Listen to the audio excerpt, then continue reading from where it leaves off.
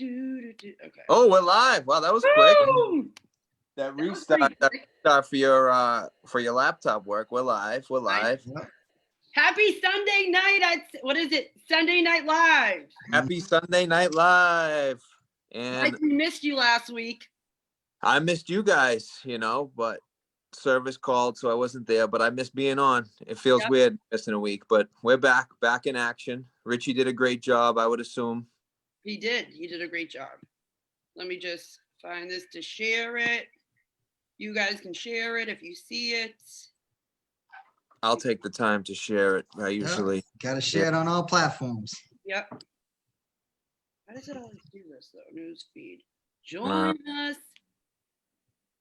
live. Okay. I already All tagged right. you guys, so that should be fine. Oh, Chris Chevalier said I celebrated 1 year clean yesterday. Get it. Ooh, let's Congrats. go. Congratulations. Good job, my man. Someone from Greater Waltham said, I love you all. That might be Debbie. And let's see. Greater Waltham Recovery Solutions mission is to connect those with substance use disorder to recovery treatment services. Additionally, we offer scholarships to safe and effective sober living, educate the public through community outreach, which we've been doing, and help veterans access premier quality treatment.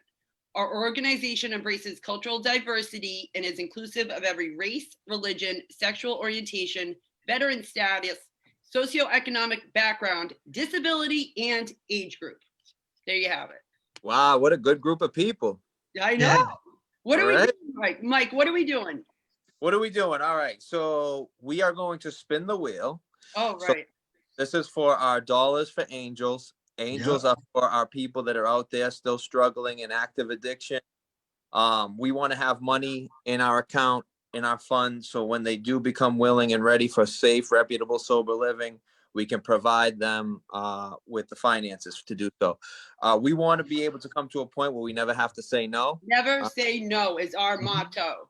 Never say no. We want to be able to never say no to the people, our angels who are out there struggling. Jess is going to spin the wheel. Like Whatever Van White. whatever number comes out, that's Oh, the number. Oh, what suggested- happened?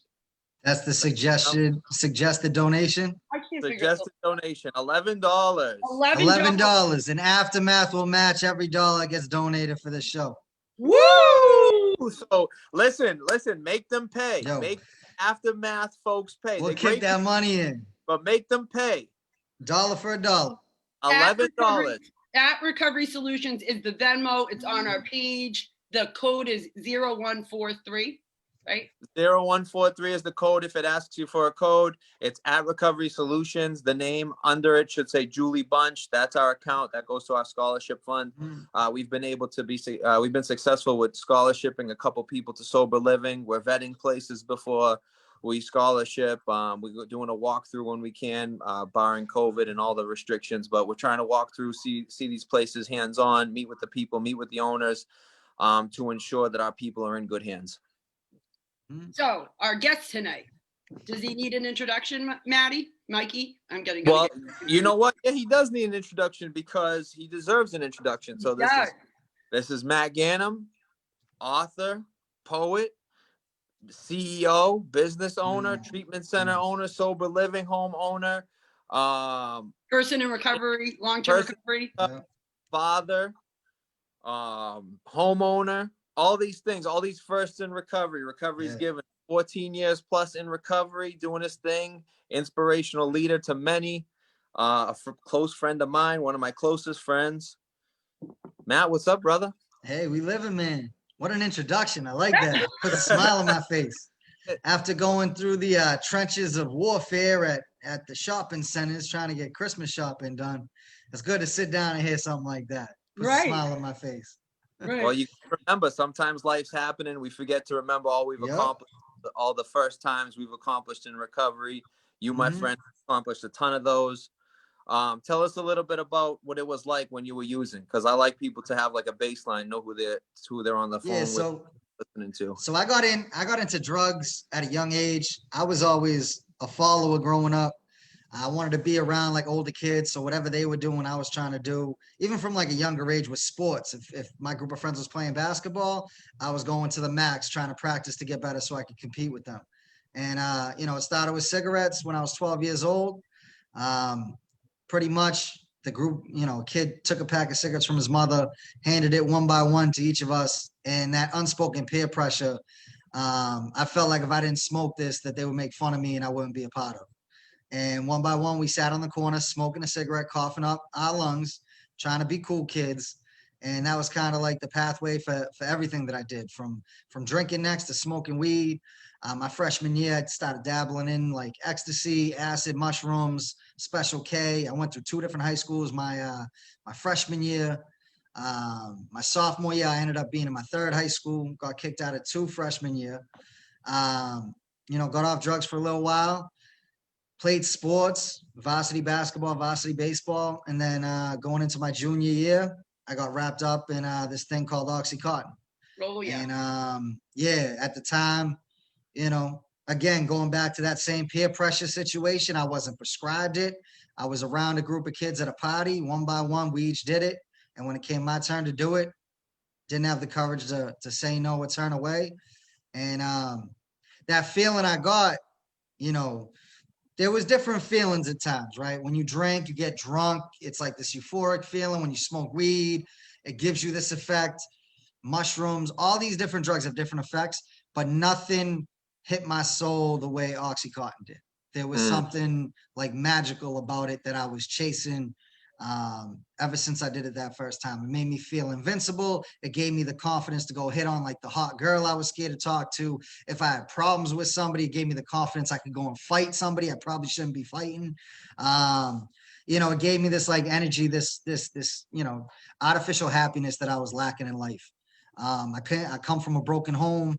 Obviously, I was a great child growing up, going through, I ended up going through 4 different high schools, constantly in trouble, constantly lashing out, constantly angry. I walked around with this chip on my shoulder thinking like, I just had a problem with everything. And once I started using oxys, it was like that freedom feeling I was searching for. And at the time in high school, it was easy to get an Oxycontin than it was to go and get alcohol. Yeah. You know what I mean? Like to go find somebody 21 or find somebody with a fake ID, then to go to the liquor store, get booze, to go sit. Like it was such a complicated process, right? Where like your drug dealer will never ID. Right. He doesn't care who you are. You have money, I have a drug, here you go, you take it. And at the time, in high school, every single kid that I hung around with was doing it. Like literally, it was the most socially acceptable thing. It wasn't dirty. Like when we first did it, that heroin wasn't attached to it. Homelessness wasn't attached to it. It was in the very beginning stages of it before like, the entire generation became addicted and then hooked on heroin. It was like. I'm going to interrupt you for 1 second. Mm-hmm. So, because we have a bunch of comments that just suddenly popped up. So, invite them. What? I said we invite them, please. Yeah, we want the questions. Mike Karen said, "You're welcome, Chris." I think he was talking to Chris celebrating 1 year. Kim G said, "Thank you, Matt." Hi, Kim. What up, Kim? Shannon White, our amazing guest from last week. I know. She's the best. Oh my God. I've never met her. I virtually met her. She's unbelievable. She's such a warrior for recovery. She's incredible. Such an inspiration. She really was. Melissa O'Brien said 11 with a heart. So so remember, the magic number is 11. We thought it was 11. 7, but instead it's 11. Nah, 11. And we will match every dollar that gets donated. So you guys better open up your wallets and donate. It's for a good cause. So we can continue, getting people sober living. Yeah. So Mandy said, "Hey, it's Mandy. Matt, you're amazing and so grateful for all you did for me and taking me into Banyan when I had nowhere to go. Love you." Love you too, Mandy. She's the best. One. She's such an inspiration. Giving back, grinding day in and day out. She came a long way. She didn't have it easy either. Yeah. She's another one. It's look at the people we're surrounded by. We're all addicts and alcoholics, but look what we do when we that's the thing. You get surrounded by like-minded people, right? All of a sudden you get that spark of inspiration, and like who knows the trajectory of your life. I mean, You know, I know so many people who've crossed paths with Mikey, with you, with Shannon, with Mandy, that like you start getting around people that are doing the right thing. All of a sudden you start doing the right thing. And like these incredible things start happening in life. You know, you are who you surround yourself with. I call Mike my mentor. I go to like, Yeah. he's like, you know, I want to Hell follow yeah. his footsteps. You better find a new one. No, I'm all right. I'm all right. no. Mhm. Casey Burke said El Jefe. He's a mess. Love you, Casey. Sean, okay, Canizaro. Sean Canizaro said, love you, Matt Ganem. Love you, Sean. I'll tell you, Sean knew me since I was a little kid. And I was up in Bill Ricky, he was taking care of me. Like he's known me for 20 something years. He's such a good dude. And he's killing the game right now. Such an inspiration. Not too many people that walk the areas that we walked were able to come out of it. So it's always great seeing somebody else shining, you know. And not just breathing, but living. Yeah, like he's living. Yeah, He's living in recovery. He's getting involved. He's trying to, you know, me and him have had conversations about being surrounded by successful people and reaching out. Because it's a lot of times like you're scared to reach out to people. If you don't know them, you see, you know, somebody who might be successful or whatever. A lot of times you're like, our own insecurities play in, the voices in our head that say we're not worthy or we're not worth it, or you know, I don't want to reach out and see where this person's at. But a lot of times when you do that, you realize like, you know, you break the ice and all of a sudden you open up new relationships, new friendships, and recovery and business and success. Like I want to be around a bunch of successful people. So I've long let go of like holding back, you know. I walk right up to you, shake your hand. Hey, I follow you, or I do this. You know, let's connect. We all got to support one another. Mhm. Right? Okay, Jenna Bedreau said multiple. Multiple. Hell yeah. Deb said, Matt, you are a rock star. Thank you for all you do. Sean Canizaro said, let's get it. Mhm. Carol Yostin said, Matt Ganem doing awesome. She adopted me. That's mom right Oh, there. that's amazing. Yeah. Tara Shannon said, describing Matt Ganem, don't forget lifesaver. Love you, Matt and Mikey. You're both amazing leaders in recovery. God bless us with you both. That's so true. Love Tara. That is so true. Okay, let me see. Yo, I'm gonna put Jenna on blast. She just texted me personally. Love you, Mikey. So I wanted a little bit of shine there. She's actually, I'm pretty sure upstairs right now. She got Amari and Christian hanging out. So big shout out, Jenna. Oh, someone else we got to get on the show. Yeah, you do. Well, I'll peer pressure her into coming on. Because I don't think I've ever even met her. I've just heard such amazing things about her. And she's a gladiator. She's in the you want to talk about a fight for your life, like brink of death, rights being read. It's crazy. That's I mean, that's what we need. You know, we need to hear people who came from that and are doing amazing things that we're all doing. Let's see. Okay. Carol Yostin said, James said, hello, Uncle Matt. Love you. Miss you. I love you, little James. I want to call you baby James, but you're grown now. So Denise Gosselin said, thank you for all you do, Matt. Thank you, Denise. Chris Chevalier said, how many years clean are you, Matt? 14. Amazing. Mm-hmm. Okay, Mac Sheena said, good to see your faces again. Hey, Sheena. Hey, yo. Susan Andrews said, thank you, Matt. Melissa O'Brien said, so proud of you, Sean and Matt. Hell yeah. Teresa Legiro said, happy Sunday, everyone. Happy Sunday. Hey, Mom. Hey. Melissa O'Brien said, we are all miracles. Mm-hmm. Keen Gasharu said, killing the game, guys. Love you all. Matt Gorman said, love you guys. Keep doing what you're doing. And that's all for right now. Hey, guys, Jenna just responded to us requesting her on the show. She said, yes, definitely. Yes. Get it. Get it. Okay, so now the Mad Interrupter is done interrupting for the moment. All right, cool.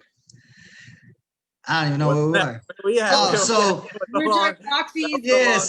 in high school, everybody was doing it, right? And it was easier to get than alcohol. So we were doing it Friday, Saturday, and then Friday, Saturday turned into Thursday, Friday, Saturday, Sunday. Then what are you doing on Monday? Let's split a pill. Then Tuesday, Wednesday. Then all of a sudden you're doing it every day of the week. Yeah. And it's like all consuming. You know what I mean? Like that happiness, all that fun stuff doesn't, you know, it transitions into, well, how am I going to get my fix today? What am I going to do? I end up getting kicked out of my third high school.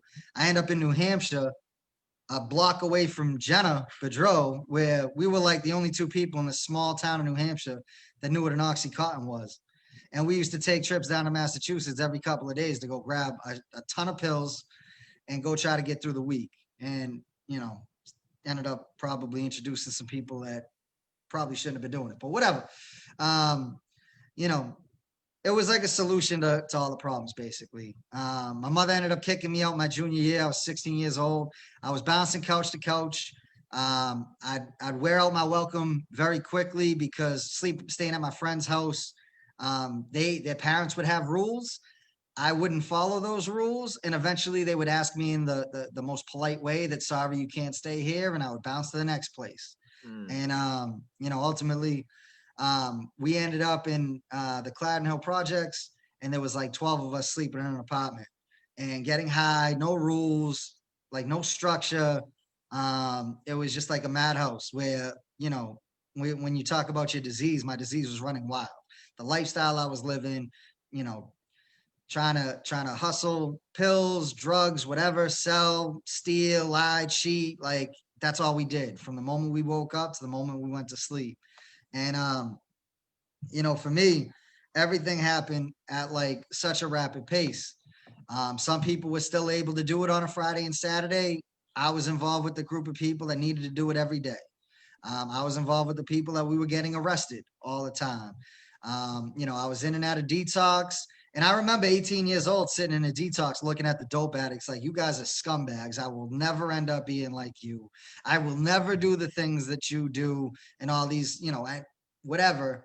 I was like the better than addict. And, you know, they all told me, kid, you need to get it right now.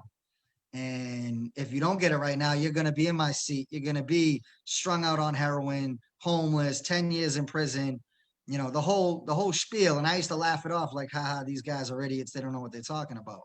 And then a few more trips. Then all of a sudden my disease progressed from doing a ton of 80s. I ended up having some legal issues, getting kicked. I got evicted from an apartment that happened to have been raided.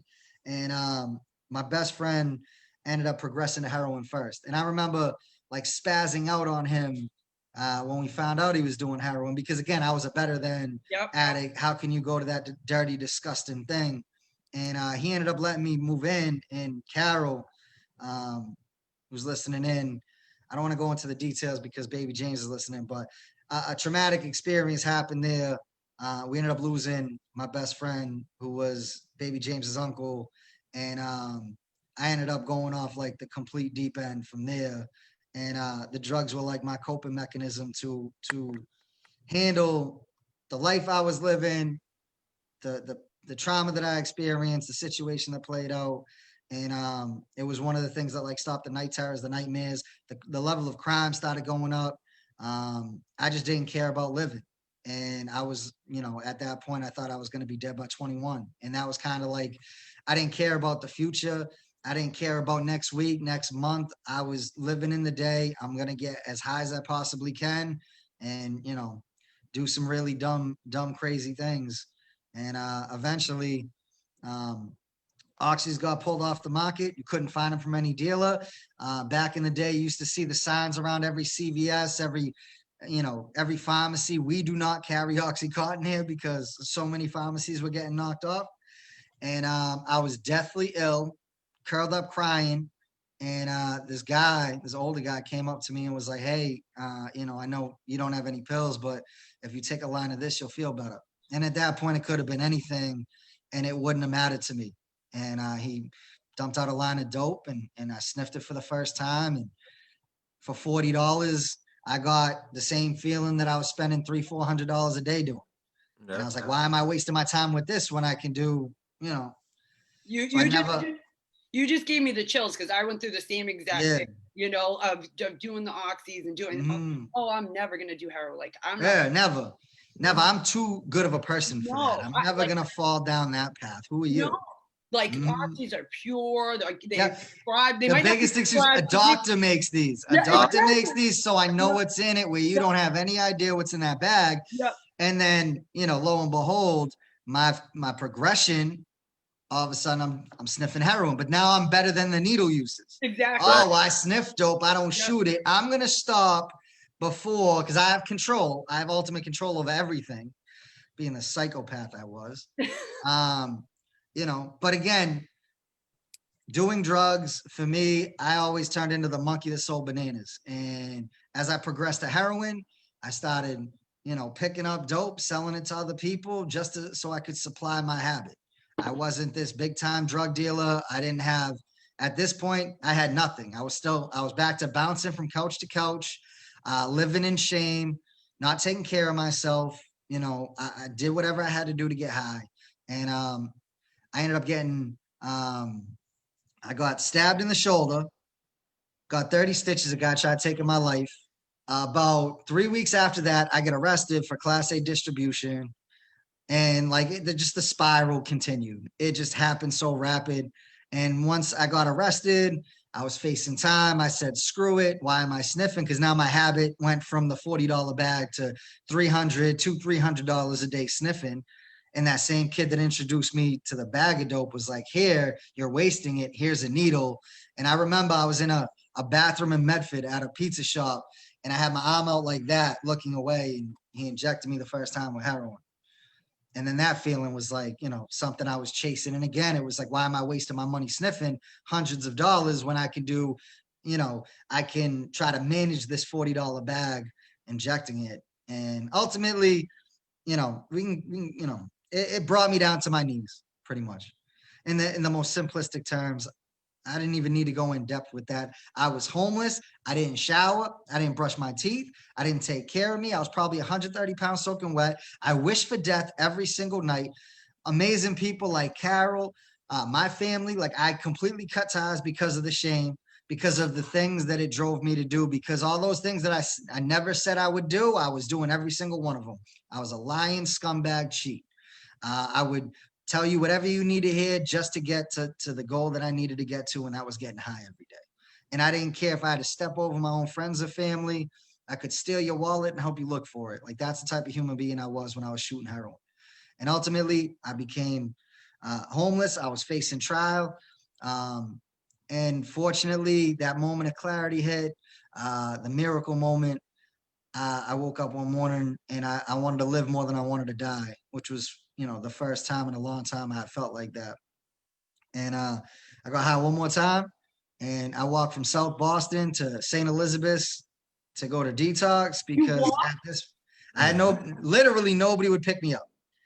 I had burned every single bridge and I had screwed everybody over. So I would not, and if they would drive me, I was too ashamed to call them because of what I've done. Right? I hated who I was. I hated the life I was living.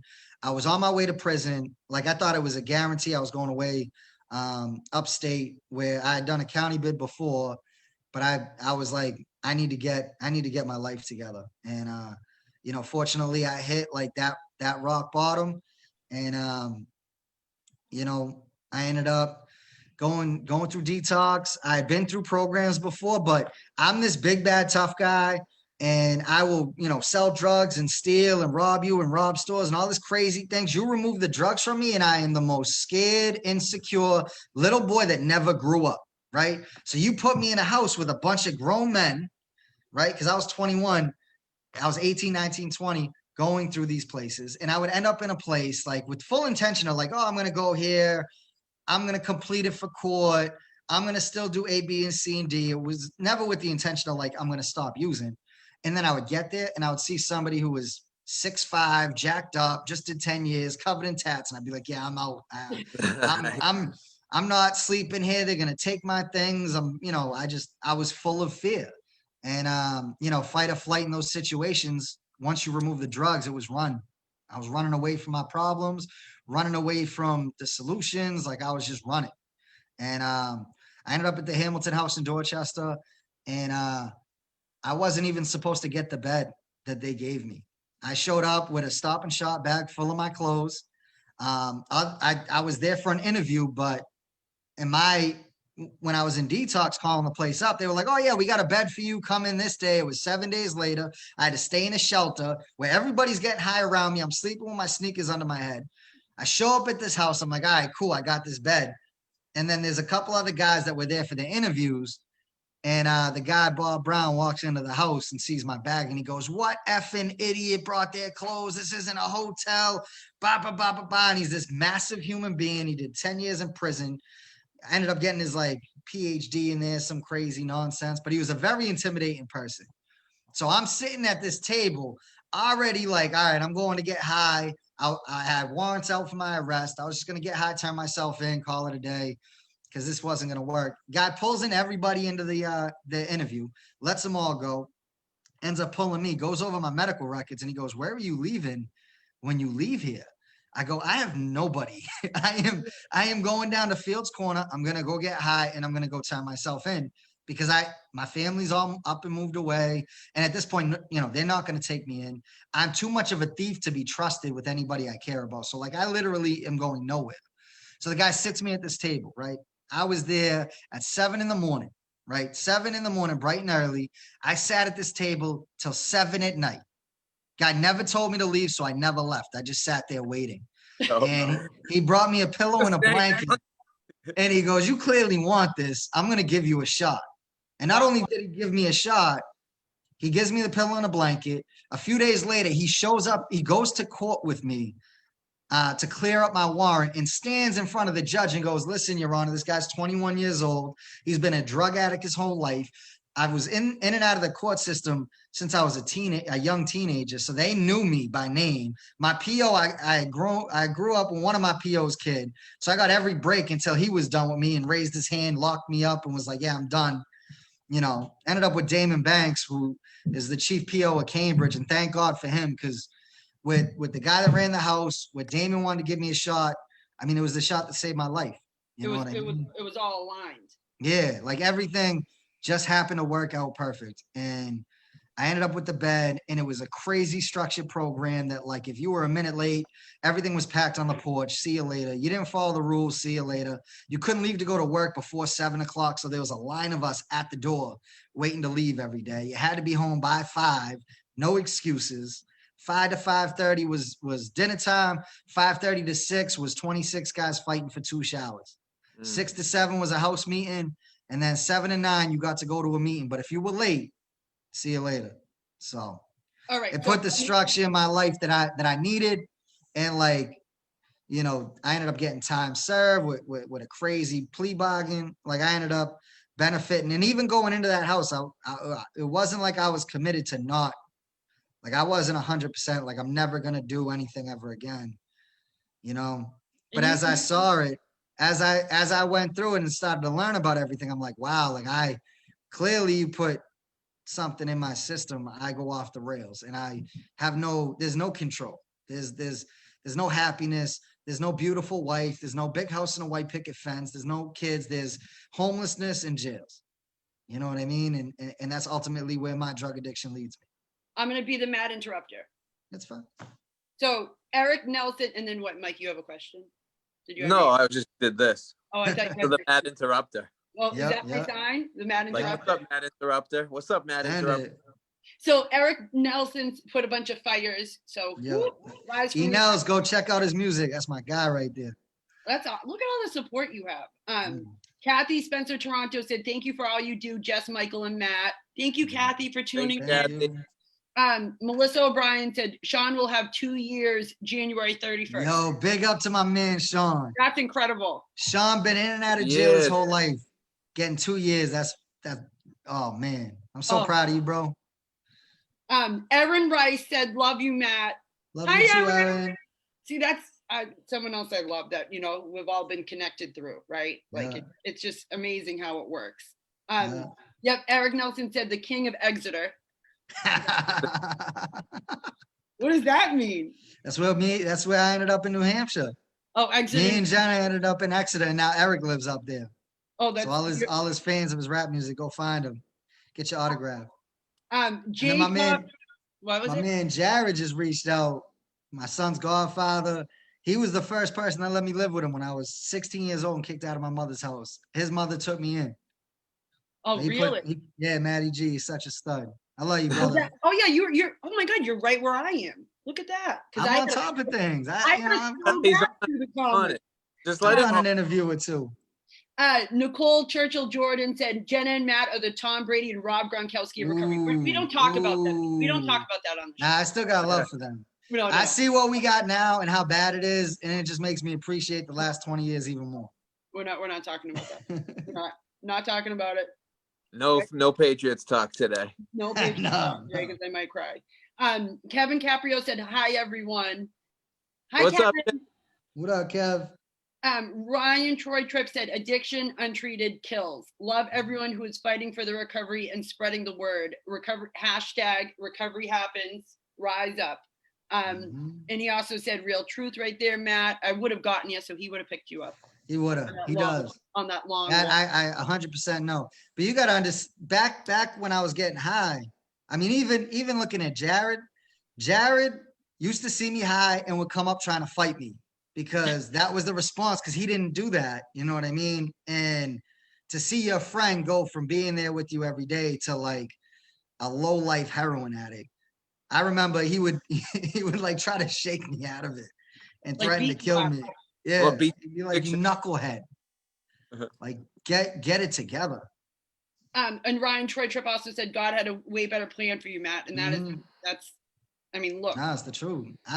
I'm blessed. Like even looking back at a lot of things, there's some things I would change, but not a lot. I mean, even like we talked about the struggle, the recovery and what's been accomplished is like something, even just reflecting on it is insane. Some of the things that I've been able to do in this life is like, you know, I don't, if I told a 21-year-old me a few days out of detox, he would laugh in my face because it's just incredible the journey that I've been on and the things I've been able to do and the people that I've been able to cross paths with. And I mean, even just looking at this stuff, like just imagine we are, you know, at 7:30 for the past year, you guys have been doing this at 7:00 every Sunday. We're on here talking about struggle, success, recovery, trying to inspire somebody that's out there, you know, that might be teetering on the edge, giving hope to somebody who's sober and going through a hard time, or even just celebrating the fact that there's a bunch of sober people on that thread and we can all enjoy it together. Because that's like the biggest thing about recovery for me is that, you know, the connection that you build, the community, you know what I mean? Like come together as a community and build each other up. And that's like the biggest thing, whether it's Eric with his music. I mean, I want to see everybody succeed, you know, and you speak that into existence. And it's been crazy watching the people succeed that I've crossed paths with. Kathy said, "Jess, what is the name on Venmo?" It's at Recovery Solutions. So again, the magic number that we spent tonight was 11. So, and for anybody that wasn't watching in the beginning, Aftermath's gonna match every dollar that gets donated to try to help somebody out that might not have the finances for a sober house, or I know they do a drive where they're giving back to homeless, like, you know, so we want to be a part of it too. So we'll match everything that gets donated tonight. We'll match a dollar for dollar anything that gets donated. So donate. Open your wallets up. Contribute to a good cause. We're getting double tonight, so donate. Okay, so Janae DePlatzi said, "It's great to finally hear you speak, Matt. Can't thank you enough for getting me into Aftermath with no questions asked. Your name will always be brought up when it comes to my recovery, and I'm so grateful." Proud of you, Janae. Look what you do. Anthony Hodgman said, "Hi, I'm in recovery. I'm AJ in recovery. I have 350, so 350 days, I think." That's amazing. Nice, AJ. Keep coming, brother. Yep. So Tiffany Marie Spinoza said, "Thank you for everything. This Christmas is perfect compared to last." Hell yeah. Kevin Caprio said, I hope everyone in this group has a safe and wonderful Christmas. God bless, and the paths are all done." You know what, Kevin out there? Right. I don't want to talk about it. Yeah, you got to go catch. I'm pretty sure Kevin's the one with the country music song, the country music video. You better go check that out. Show support. I like country.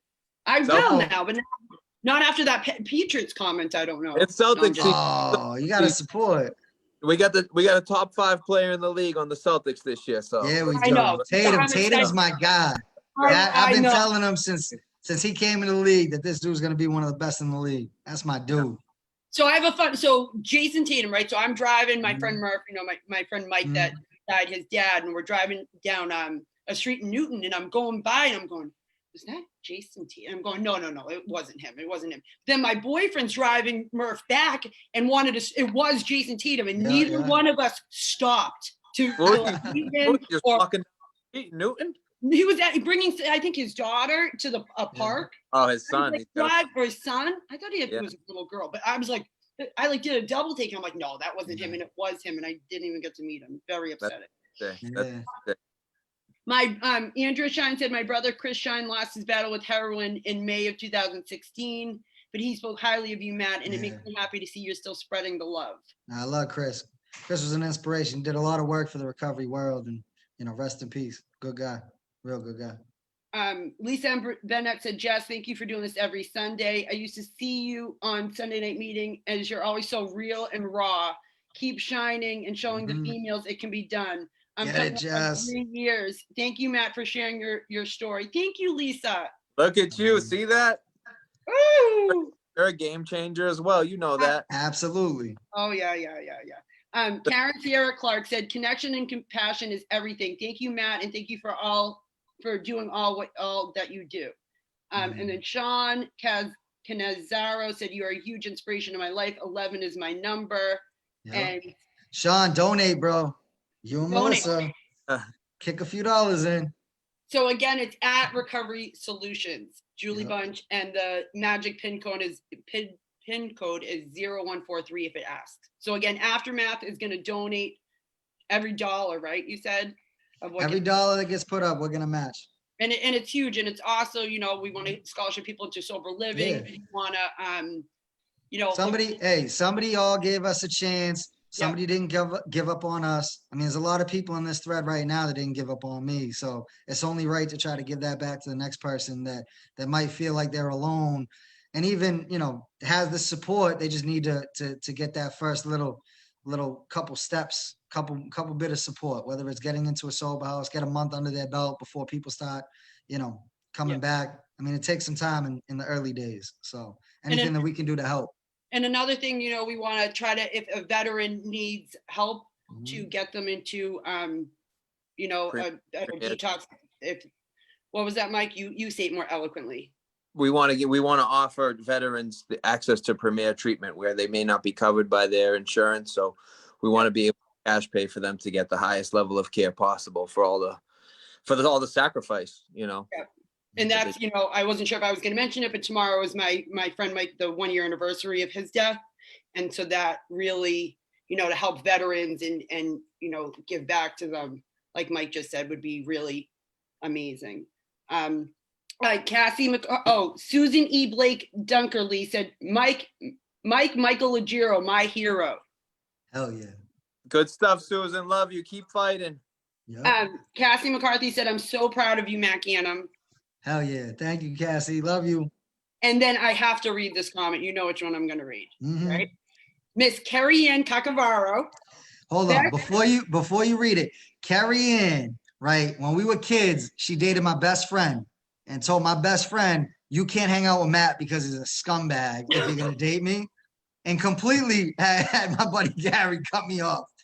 Like, yep, if you're dating me, Matt's a low life on a downward spiral. And she remembers, she seen me homeless when I was a kid. Me and Carrie Ann go way back. Yeah. So Carrie Ann said, best Sunday night live so far. And quotes, sometimes the worst thing that happens to you, the thing that you think you can't survive, it's the thing that makes you better than you used to be. Attention to the rising Phoenix. Love you, Matt. Love you, Carrie. Phoenix, you rise. Yeah, that's it. That's what we got to do. And I think, Melissa O'Brien said to Andrea, very sorry for your loss. And I think that I got all of them. And if I missed any, I really apologize. You can comment again and we can. Matt Gorman, proud of you, bro. Fun. So understand the life. So we live life full, but we understand it backwards. So everything you've been through, you can understand now. Like you talked about, like all the pain, all the agony, all the despair. You finally realize it was all for this reason, and that you're living the now, and like you're your example to others. You have this wonderful life. You have beautiful kids. you have a beautiful home, you have all this stuff, and it's all due to your struggle and your pain and how you manifested your pain into a beautiful life. So tell us about aftermath, right? So what is what does aftermath mean to you? Like, what's the true So nature of aftermath to you? Slim the Shady. true nature of aftermath, I think Carrie Ann described it perfectly. Unfortunately, even in recovery, sometimes bad things happen, right? I mean, I've lost a lot of friends in recovery. I've had ups and downs. I've had successes. I've had low moments. I've had high moments. So a few months back, I got blindsided in life. You know, you feel like you reach a certain mountain, right? You get to the mountaintop, and I'm like, all right, cool. My life's great, yada yada. Get blindsided, and I got completely knocked down the mountain, right? And in those moments, you know, you start questioning everything. Like I've worked really hard to get to a certain point in life. I've given a lot back to others. I felt like I put a lot of good energy in the world. I'm like a true believer in, you know, when you do right by people, people do right by you. And I try to live like that every day. And unfortunately, I wasn't done right. And you know, aftermath is the aftermath of that, right? The phoenix rising out of the ashes is a rebirth, a rejuvenation of a tragic situation that happened to me. And you know, you have really two paths. You sit and wallow in self-pity and play the victim and oh woe was me, which I'm not denying that I didn't have moments like that, because I did. I had some of the lowest moments of my life recently where like my character was being attacked, and I felt like, you know, felt a lot of feels. But I'll tell you, like, my support network and the people that love and care about me carried me through a lot of like the hard times that I've had. And I do real well when I'm pressed to the fire. When I'm put under pressure is how I respond best. And after Treatment Center, we opened up. We got the fastest state license ever issued in state history. We have an office in Wakefield. When you think about aftermath, recovery is the aftermath of our recovery, right? I mean, of our active addiction. We rise out of the wreckage of our past, of all the problems, like a phoenix rising out of the ashes, like me rising out of like some of the hardest adversity that I had to go through. So there's like a dual meaning to the name, the symbol, you know, and unfortunately, like when you look at treatment centers, I wanted something that stood out, and that's something that stood out to me, you know, aftermath. And then I'm a writer, a poet, and rising out of the ashes, reborn as a phoenix. Like I use that is like one of the biggest metaphors I use over the last 15 years of writing, 20 years of writing, because I was writing even when like I was using. But I use that symbolism a lot. So having the phoenix for a logo is you know, it's personal to me. There's personal meaning in it. And ultimately we're trying to create a culture of success, build a community up from staff. Like I have such an incredible staff: Jenna, Joe Papa, John Hanson, Hillary, Cody. We're a bunch of like-minded people that we mix personal experience with clinical, and we try to build people up, put them in a position to succeed. And ultimately it's on them to succeed. It's not on us. Like I don't have a cure. I don't give BS statistics. Like our treatment center, you know, has an 88% success rate, because I think that's all garbage. It's not true. But I also don't want to be the other end, because when I was going through places, it was like, you're going to relapse. You're going to come back here. You're going to be back here 5-10 times. So it's more like, you know, you got to have accountability for yourself, and you have to, you know, put in the effort to get the return. And we'll be here to guide and advise you and support you and share you from the sideline. You know what I mean? Trying to lead by example, inspire you to live a better life. Because I can tell you, like, if you go back to you in your days, I'm sure you're living a completely different life in recovery right now. Right? Mikey, I know for a fact, from your struggles to your triumphs, complete 180 from who you used to be as a person. And even in recovery, you've gone through transitions to change who you are and grow as a human being, which I have too. Who I was at 3 years isn't where I'm at right now. Thank God. Thank God for a lot of those changes. But it's like, you know, trying to lead by example and show people that it can be done. Because when I was getting high, people went to jail. Like that was our escape from using. You know what I mean? Like there wasn't people walking around like, hey, you can get this recovery. You don't have to get high for the rest of your life. There wasn't people out there talking about it or trying to make change or showing that it can be done. It was either you're going to get high and die or you're going to end up in jail. And then some people would get out of jail. And I remember my buddy Sparky got out and he found God in prison and started preaching the word of the Lord. So, I mean, you find different things, but that was like what we looked forward to, you know, back then, where now it's like, there's so many shining examples of people that turn their life around. And I really try to push people to put their story out there, because it's like, you never know who you're going to be able to touch or who you're going to be able to inspire to do better, male, female. I mean, all it takes is hearing one little bit of somebody's story to be like, wow, I can relate to that, or I feel that, or I've been there. And if this person got out of it, who's saying that I can't get out of it? You know what I mean? Because I'm no different than anybody out there. And, you know, I've been able to accomplish some pretty cool things in life. And again, I'm no different than anybody out there. You know, we go and hustle in legal, positive manners, the way we hustle on the streets. And, you know, we create some of the most successful people out there just from our natural hustle. Right. Okay, let me do Matt interrupter time. Yo, interrupt. Matt interrupt. Oh, so Aaron Rice said, tell Murph I love him, Jess. I will. You know, keep Murph, everyone out there, if you can keep Murph. Murph, he's the man. Is he watching? No, he doesn't even have a computer. I have to like go over there. I'll show him this app. Murph was one of my top 5 episodes. I love Murph. Yeah, and he's someone that you know, has now stayed sober. He was only 7 months sober when his son died, and he's now coming up on 2 years in March from drinking, which is, you know, it's incredible. So let's everyone keep him in your thoughts and prayers tomorrow. We'll get through it. I'm planning on baking all day, so we're gonna get through it. So Andrea Shine said to Melissa O'Brien, thank you so much. Tommy Cacavaro said, look at this unbelievable crew. Tommy, I'm wearing my win indoors. Tommy, you want to race? You want to sprint? He's fast. He's fast. I know. He'll beat me in a sprint. I'll beat him in flag football. No way. Yo. Hey, greatest wiffle ball team ever assembled. Ever assembled. Can't bring us to a charity event without us getting kicked out.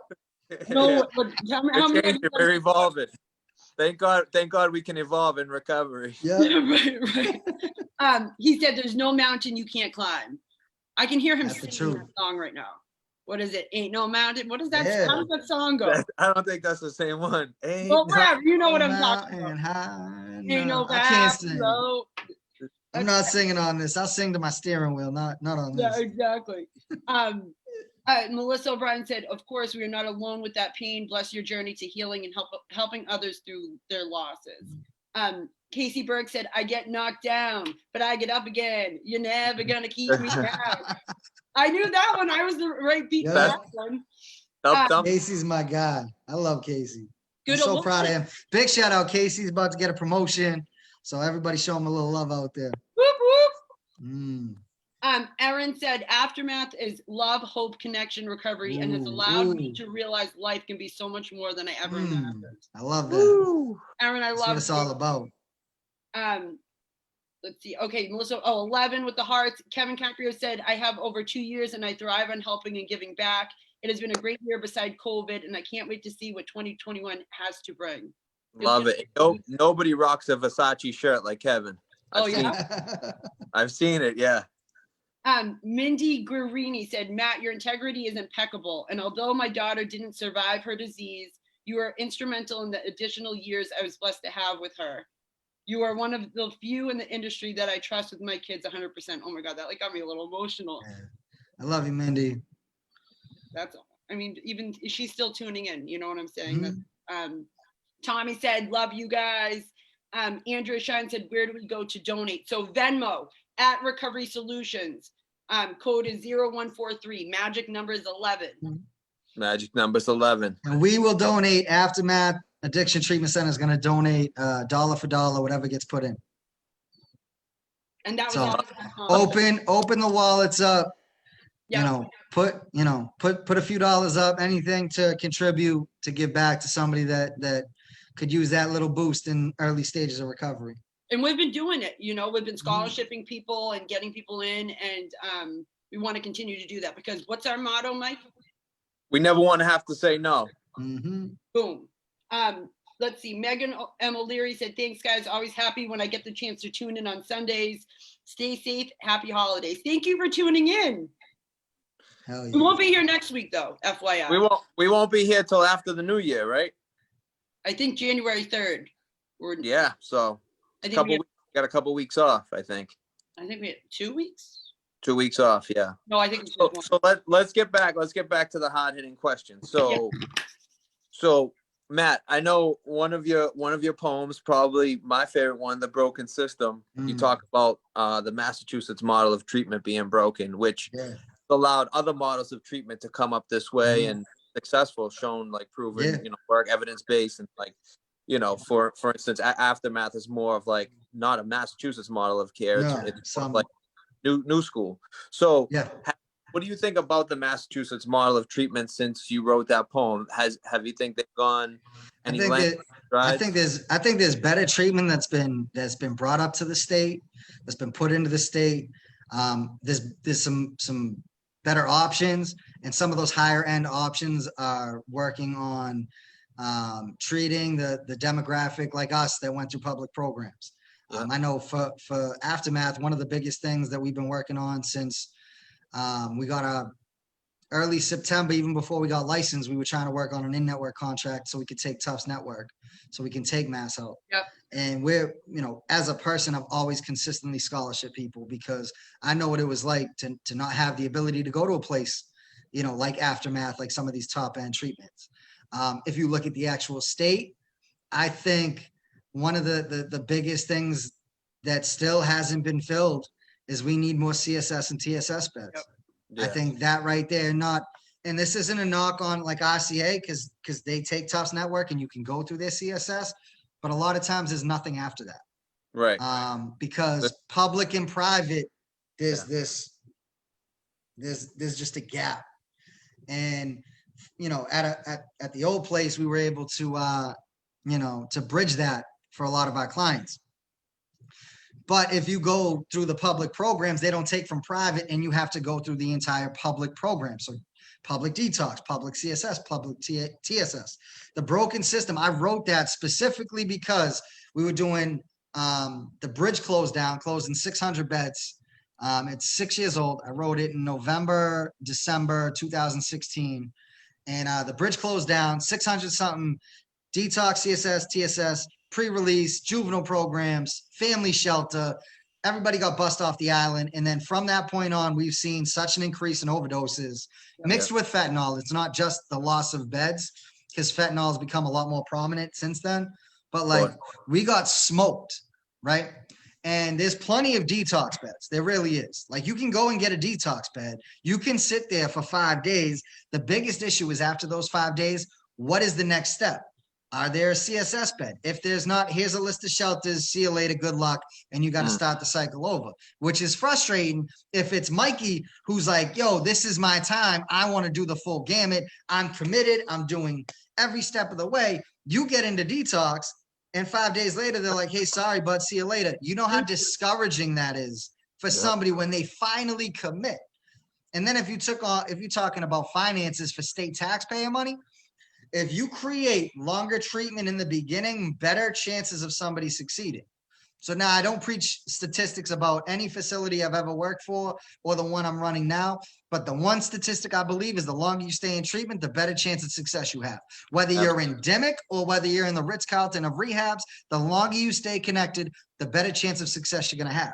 So why aren't we giving people a better foundation in the beginning and creating avenues where people can go from detox to a CSS, to a TSS, to a halfway house, which is a model that works? We need to fill in the gaps in the middle. You need to fill in the CSS and TSS. You need to create better holdings that will get somebody to a halfway house and create that long-term treatment. And that's something I've been preaching to state reps and testifying down at the State House for a long time.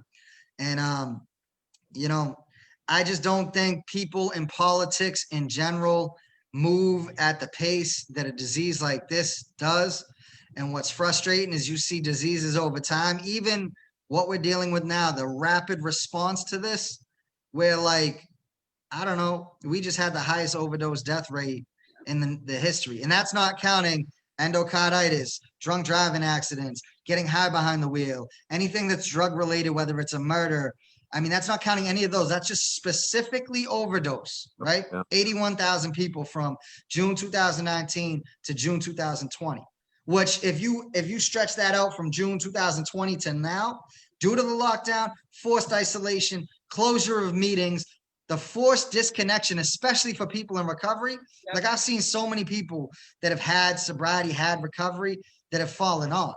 And even going through the adversity I was recently, I've had two very good friends that ended up, whatever their circumstances are, they're not bad people for falling off, but I had the fresh reality of like them falling off, me that, I went a certain direction to continue building. I could have easily used this as an excuse, like, Absolutely. hey, my world's coming down right now. Screw I it. got nothing. Yeah. Why did I work this hard for? Screw it. I'm going to go use. And, fortunately for me, I didn't, but I answering my friends in hotels and the chaos and overdoses. And it's like, it's such a fresh, like a thank God, that I didn't end up there, because I am no different than them. I am, it could easily have happened to me that I could have fallen down during this period of time. But it's like when you don't have meetings, you don't have your supports, you don't have sports, you can't go see your family. They're claiming if you cross the border right now, you're going to get fined. Yep. My mother's terrified to leave New Hampshire. She won't cross the border because of that. And that's like, it's what our disease wants. We've been saying. Yeah, this is like the worst everything. possible time for people like us. And I give so much credit to anybody who's starting their journey during this. And I've seen it at the different meetings that people that have gotten. I was talking about this yesterday with a group of people in my network and that go to my meetings, that when I got clean, if I was and was going to meetings and then it shut down like this, I'm not looking at it. No, I would. No. I've been out. Signs off the table that my computer's on. I'm not. And so the people that are out there getting sober and clean through this, crazy. Amen to you, because you don't understand what a warrior you are. Probably the most difficult time to get clean in. Yeah. You know what I mean? Like I needed the connection. I needed somebody holding me accountable. You know what I mean? I needed, even during this period, like I had friends, Mikey never not answered when I was going through it. Even if it was to spew nonsense, it was just to have somebody to lean on through hard times, knowing that it's like, yo, Matt, it's going to be all right. Yeah. You're going to get through it. I'm here for you. You know what I mean? Like having that good network that I could pick up the phone and call, like, I mean, that did wonders for me. Where now it's like, I have these conversations with clients. It's like, well, how am I supposed to meet people? Through Zoom. Right. You go to a meeting, it's like, hey, does somebody want to reach out? Us as addicts, we look for caveats. Oh, it can't be done this way. It can't be done that. I can't do it that way. We put up our own barriers. Yeah. This would be the biggest excuse for me not to talk to somebody. Well, I feel awkward on Zoom. I'm not raising my hand and saying, hey, I need help. Hey guys, I'm alone right now with 5 minutes clean. Can somebody call me? Right. Because I already got all these, my own voice telling me I'm not good enough. I'm not worth it. They're going to make fun of me, or they're going to say this and no one's going to answer, or whatever. All the different things that we try to tell ourselves that create that excuse of like, oh, I'm not even going to do it. Right. Okay. So Matt, interrupt your time. So David Drow said, my people love you guys. Thank you, David. David, my guy. Oh, yo. So Sam said, one of my favorite Live at 7 so far. Jess and Mikey, you are all stars in the game. And Matt, you are undoubtedly a force. You have given so much to so many. My son's father used to follow you and attend your performances all over Boston before he passed away 5 years ago. It was an honor to get to meet you and work with you briefly. Thank you for being a beacon of hope for him while he was with us. Wow, nice words. Look at that. I'm honored. David Droz had just hit 14 months from the guidance of these fine gentlemen. Get it. So guys, just an update. We got $64 in the pot so far tonight. Good wow, stuff. that's it? Come on. Somebody got to donate some more money than that. Come on, 11. Open the wallet up. We need It some. Well, wasn't look. 20 like last Well, week. look, It was only 11.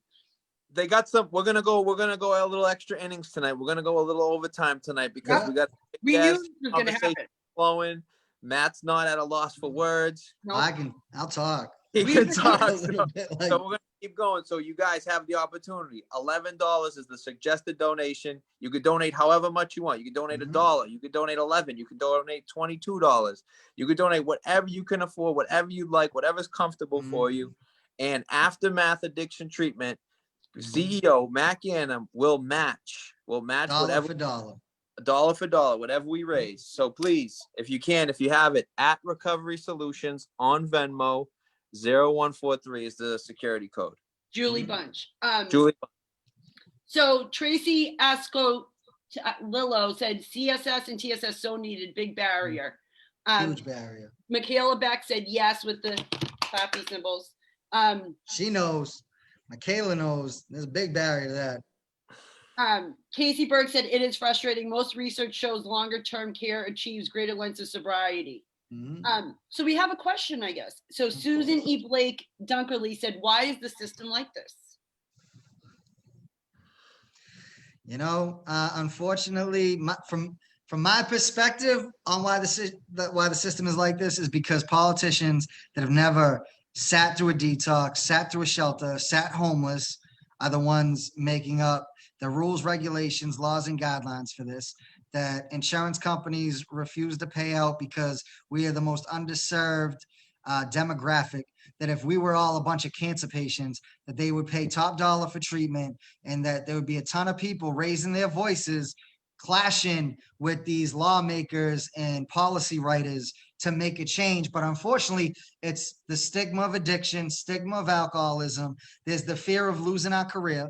There's the fear of somebody not hiring us because of our past, that we can't necessarily put our story out there. And that's one of the, for me personally, I always try to, be a loud voices because I've been able to. My career is also based off of helping people. So Right. I never had to hold back with talking to somebody or a suit and tie about the situation.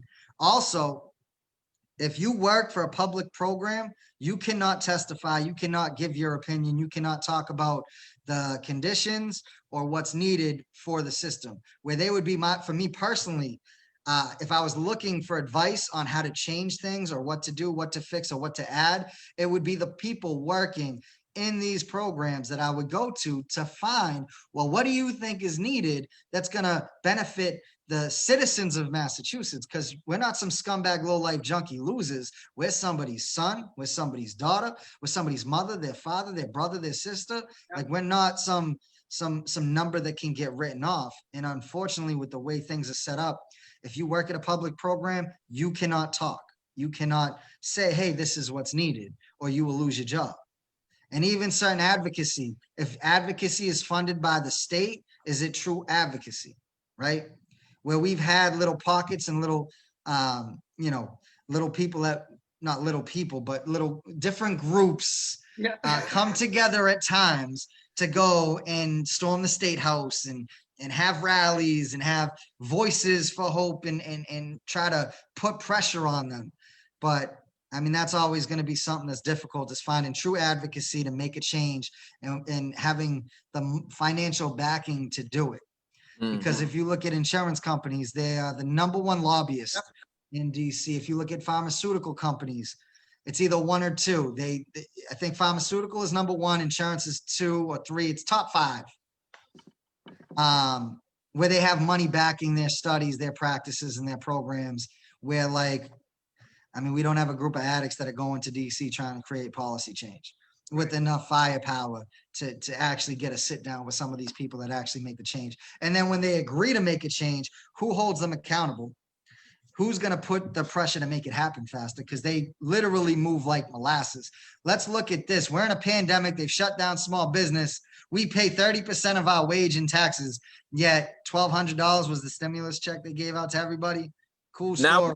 Now we're getting 6. Now we're getting 600. Yeah. It's like, great, thanks. Fill my fridge with groceries for the month. Thank you. You guys are incredible. As the government has never once missed a paycheck, or had their personal spending account taken away. But that's for another day and another rant. Okay, so I think part of it's education too. So you have mental health providers that come out of school and they're not taught how to handle people with SUD. Yep. Educated on the SUD portion, just a minimal amount of schooling on that. And like I've come in contact with a person in Section 12, had a psychotic episode due to stimulants, Adderall, crystal meth, also mental health primary, probably SUD secondary, and the best discharge plan they could come up with for a person who's been in a Section 12 for 2 weeks without getting me involved was a homeless shelter, right? So they told this kid's dad that his discharge plan will be a homeless shelter, and I'm like, what? Well, like, why would that even be in the that's part of the treatment plan. Like that's literally what they give addicts. Like, hey, ridiculous. Here's a list of shelters. Homeless shelters is part of the continuum of care when you're at a detox getting discharged, at a mental 72-hour hold. Let's give you a list of shelters. Like, good luck, kid. Like you won't come back. Like you won't end up back in the same place. It's crazy. Ridiculous. Insanity. You sounded like such a clinician there, Mikey. Mikey's spitting fire right there. Kicking knowledge. He's like Section 12 and this and that. What was their DSM-5? You know that too? Mindy Guarini said, isolation can be a death sentence, horrible.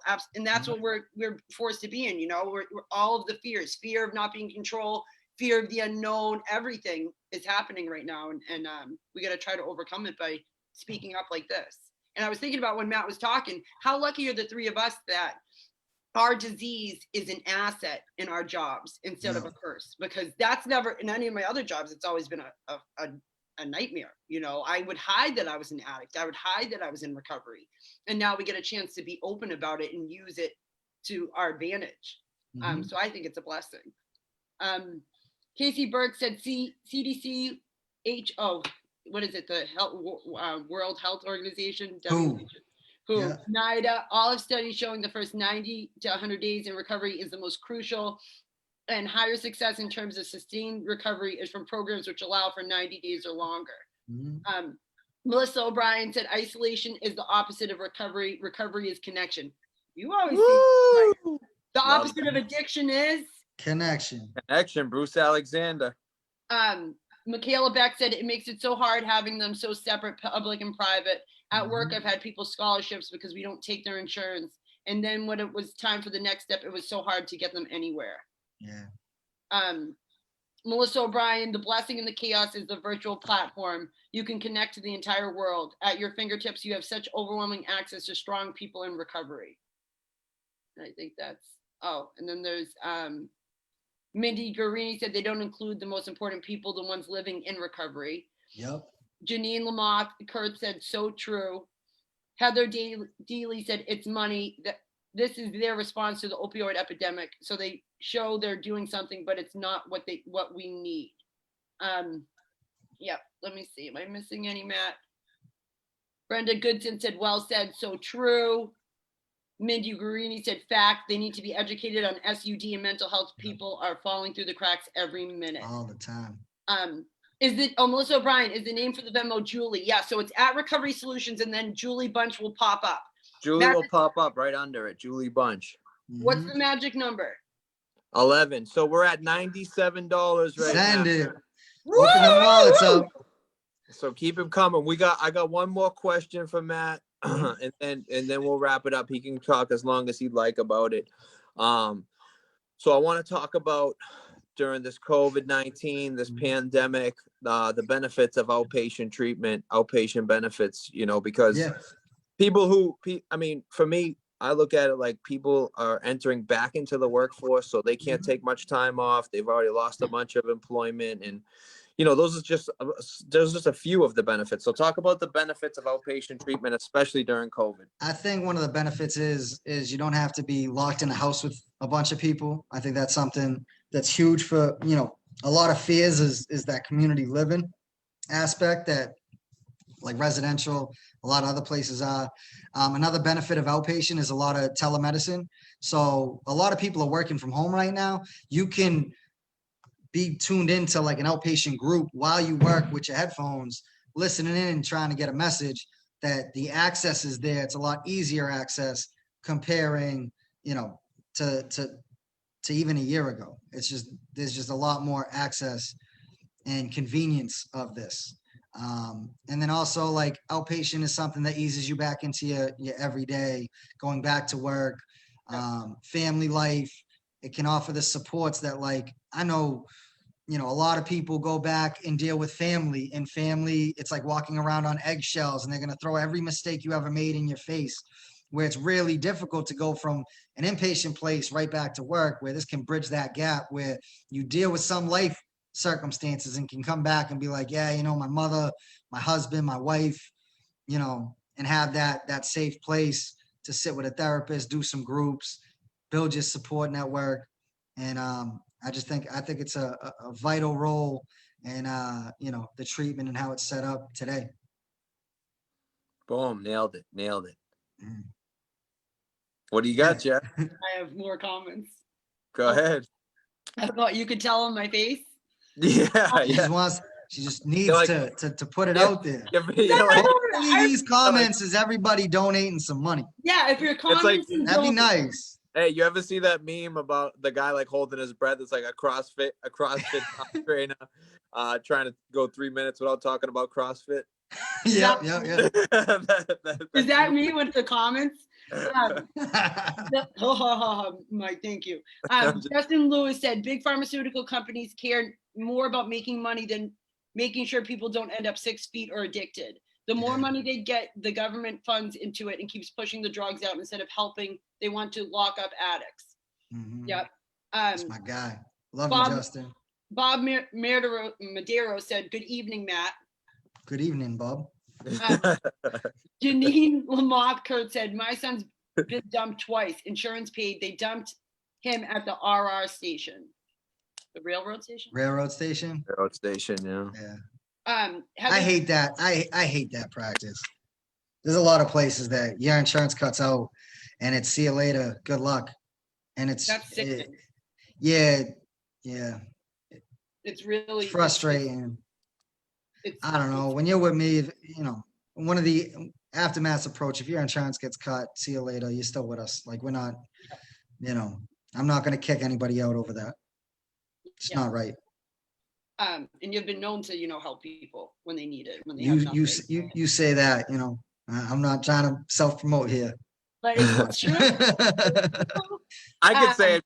I used to work with no one Yeah. wants to help people when they don't have anything. Yeah. He does. He does. Yo, I've heard it. all it does is taking one person to believe in you or give you that one chance, and it's like you don't know the change and trajectory of your life that could take place just from that one, somebody believing in you and you seizing that moment. Well, you know, that was the best part of my job at the old place. We'll call it the old place. Was that yeah. I knew that I could make decisions like that, and I knew because my thought process was aligned with Matt's and our theology of addiction was aligned that I could wholeheartedly like go into a conversation with a family and know that like that person's going to be 100% safe, and I could feel firm in that. So that was one of the easy parts about having a job at the old place. Yep. Heather Deely said, yes, Jessica, how many times I've been told, be careful who you share with, probably about, you know, being an addict in the workplace. It's tough. Linda Hanley Powell said, I've been a nurse for a lot of years, and this is so true. I've seen poor discharge plan or no discharge plan. Even the medical professionals don't get it. So sad, but it is an enormous opportunity for improvement. Educate. Yep.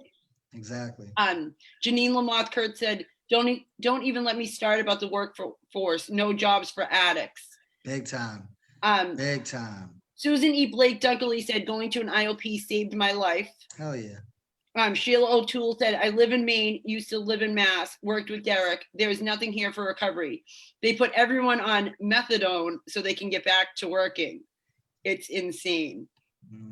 Where's that? In Maine. Yeah, there's not many. Maine has nothing. Yeah. Up there. But prescription methadone can be No, absolutely. get someone into recovery. Absolutely. I mean, other than Portland, I don't think there's much going on. Nothing. No, but I hear Portland, Maine has really good recovery. Yeah.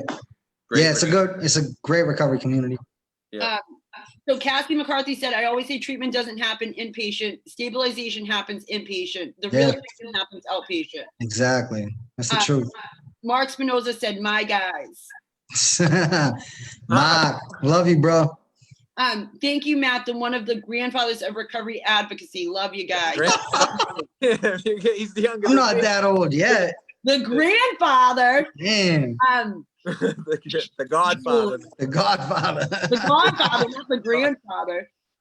Sheila O'Toole said mental health is one large part of the recovery process. Absolutely. I think everyone who suffers from addiction has either anxiety or depression. There's no, like, there's something. Lots of people up here seek help en masse. Pharmaceuticals need to be held accountable. Janine Lamothe Kurt said, one of these days I'm hoping to get my son into your program, Matt. Call Matt. Cody Desmond said, goats all around. My man Cody, dream team. Code man. Let's see. Matt, thank you for being you. Love you, kid. That's from Greater Waltham. It might be from, it's from Debbie. Mark Spinoza said, we won't say the name, like Voldemort from Harry Potter. Let's see. Linda said, Portland has a very large, great recovery community, and they're talking about Portland. Sean Canizaro said, thank you all for what you do. We love you, Matt. You inspire me more than you know. I went from 16 years in prison to 2 years clean. Love you, big bro. That's amazing. And Janine just asked how you donate. So it's the Venmo is at Recovery Solutions. Julie Bunch, 0143. Magic number is 11. Aftermath is gonna match dollar. Dollar for dollar. Open them wallets up. And that's, I think I got everyone. If I missed you, I'm sorry. We really appreciate all the comments and the interaction. Yeah. I might have missed a few. Sometimes they don't pop up. Sometimes, you know, I get it. play tricks on me. Did I miss any? Did you see any? I haven't. It's hard because they start bouncing in. Yeah. They don't go. It'd be easy if it just went message after message after message. Yeah, but it's not like that, because then you see someone watching, and I get all confused. Once you start going all around and I lose track, I ended up, had to pull Mike, you back have a any little bit. questions? No, that's I mean, not question wise. Maybe we can do the mission statement. You gotta find it again. Let me get it. Hold on. We gotta On remind. top of that, you gotta have that. I do, but I get so Come on, Jess. distracted and flustered. Okay, this is what we do, and then Mike is gonna break down what we do. So, Greater Waltham Recovery Solution mission is to connect those with substance use disorder to recovery treatment services. Additionally, we offer scholarships to safe and effective sober living, educate the public through community outreach, and help veterans access premier quality treatment. Our organization embraces cultural diversity and is inclusive of every race, religion, sexual orientation, veteran status, socioeconomic background, disability, and age group. Nailed it. Unbelievable. So yeah, we connect people to treatment. We offer complimentary recovery coaching with a scholarship. We offer complimentary recovery coaching, and we encourage a complimentary recovery coach. We'd like that person to work with you through your scholarship. So if you're eligible for a scholarship through us, we will encourage you and almost mandate you to work with one of us. Whether if you're a female, you'd work with one of our female. If you're a male, you'd work with one of our males. Also, like we talked about with the scholarship fund, we would like to raise money. The magic number is $11. Tonight, we're up to $97 last time. Better open up them wallets. We talked a lot about the lack of education and substance use disorder to potential providers and people that'll be working in the field and come in contact with people with SUD. So the education piece, we'd like to be in schools. We'd like to talk with providers as they enter the field and let them know an addict's perspective, a person in long-term recovery's perspective on how to treat, a person that suffered from SUD. What else did I hit on everything? So like Mike kind of said, so reach out to us if you need to be connected to treatment. Mike is our, what is your role? Community liaison, or I don't know. It always switches. So we've been getting people into treatment nonstop. Well, Mike has, we reach out to us, detox, residential, outpatient, sober living. If you just need help, reach out to us. And that all of that, we want to remind you, is free.